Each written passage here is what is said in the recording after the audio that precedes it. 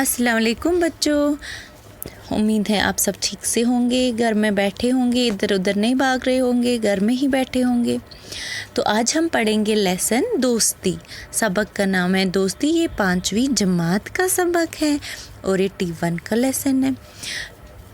तो हम देखेंगे इसके जो अल्फाज ऊपर है वो क्या है। फूले न समाना, एक जान दो कालिब, तफरी सेहत अफ़ज़ा।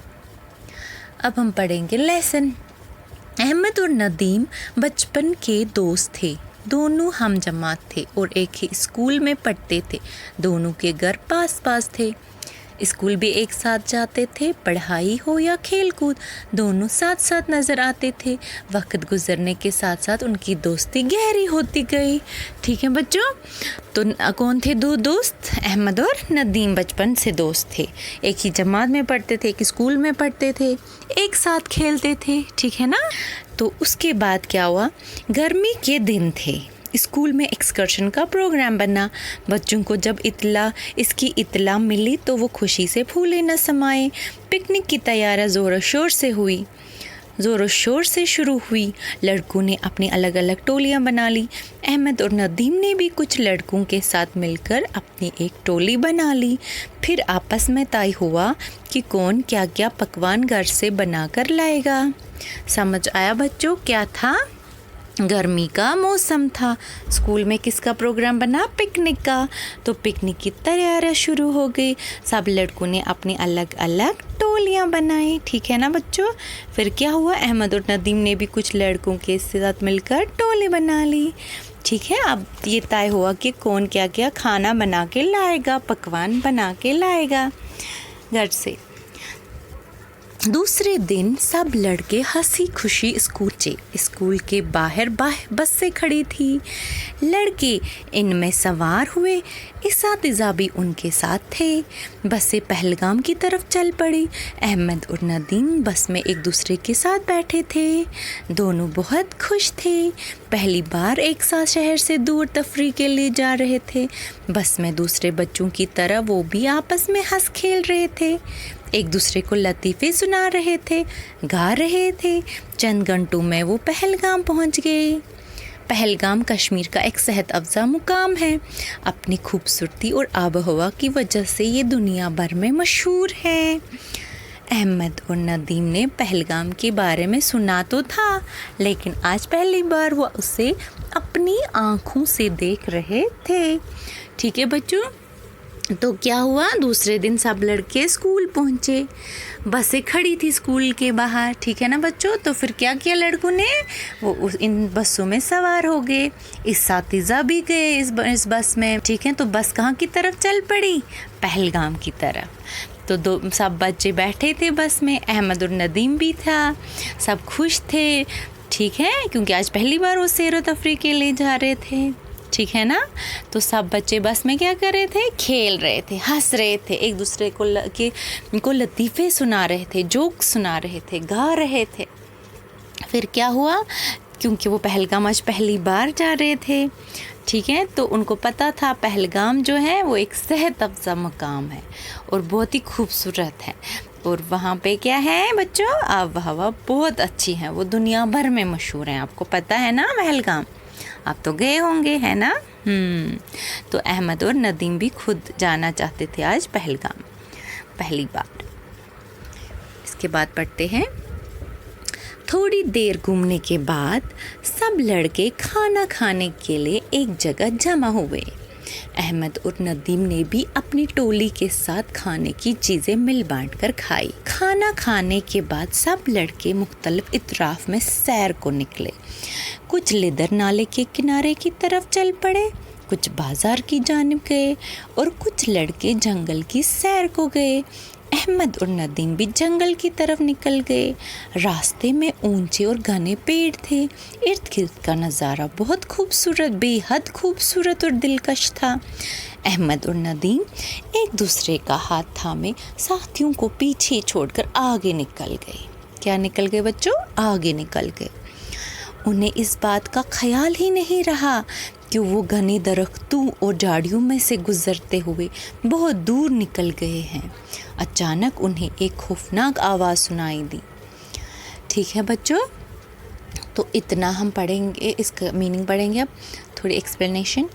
तो अब क्या हुआ, थोड़ी देर ये घूमे बच्चे, फिर खाना खाने के लिए एक जगह अपनी अपनी टोली के साथ जमा हुए और खाना खाने लगे मिल बांट के। उसके बाद ये खाना खा के सैर को निकले। कुछ बच्चे लिदर नाले के किनारे की तरफ गए, कुछ बच्चे बाज़ार की तरफ गए, कुछ बच्चे जंगल की तरफ गए। और अहमद और नदीम भी कहाँ गए, जंगल की तरफ। वहाँ पे बहुत घने पेड़ थे। क्या थे बच्चों, आपको तो पता होगा जंगल में क्या होता है। क्या होता है जंगल में, पेड़ होते हैं घने घने। तो वो भी गए घने। तो वो बहुत आगे निकल गए, अपने साथियों को पीछे छोड़ गए। उनको ख्याल ही नहीं रहा कि वो बहुत दूर निकल गए। तो अचानक उन्होंने एक खौफनाक आवाज़ सुनी। जंगल में उनको एक खौफनाक आवाज़ सुनाई दी। जंगल की खामोशी में इस आवाज़ ने दोनों को डरा दिया। इतने में अहमद को थोड़े ही फासले पर एक रेंज नज़र आया। क्या आया नज़र, रेंज उनकी तरफ आ रहा था। अहमद ने नदीम का हाथ फ़ौरन झटक दिया और फुर्ती से एक पेड़ पर चढ़ गया। नदीम ने जब रेंज को अपनी तरफ आते देखा तो उसके मुंह से चीख निकल गई। उसने अहमद को पुकारते हुए कहा, क्या कहा, अहमद मुझे बचाओ, मुझे पेड़ पर चढ़ना नहीं आता। अहमद पेड़ पर से नदीम की बेबसी को खामोशी से देखता रहा। नदीम को घबराहट में और कुछ न सूझा, वो ज़मीन पर लेट गया। कहाँ पे लेट गया नदीम ज़मीन पे, और अहमद पेड़ पे चढ़ गया। आंखें बंद करके अपनी सांसें रोक ली। ऐसा लग रहा था जैसे वो मुर्दा हो। रेंज ने करीब आकर एक लम्हा के लिए उसे सूंघा और आगे बढ़ गया। थोड़ी देर के बाद नदीम ने अध खुली आंखों से देखा कि रेंज जा चुका है। उसकी जान में जान आई। वो कपड़े झाड़ते हुए उठ खड़ा हुआ। ठीक है बच्चों, तो क्या हुआ, दोनों अब इस आवाज़ से डर गए। अचानक आवाज़ आ गई तो कौन था, रेंज था। रेंज उनकी तरफ आ रहा था। अहमद ने क्या किया, जल्दी जल्दी से नदीम का हाथ छोड़ दिया, झटक दिया और फुर्ती से वो पेड़ पे चढ़ गया।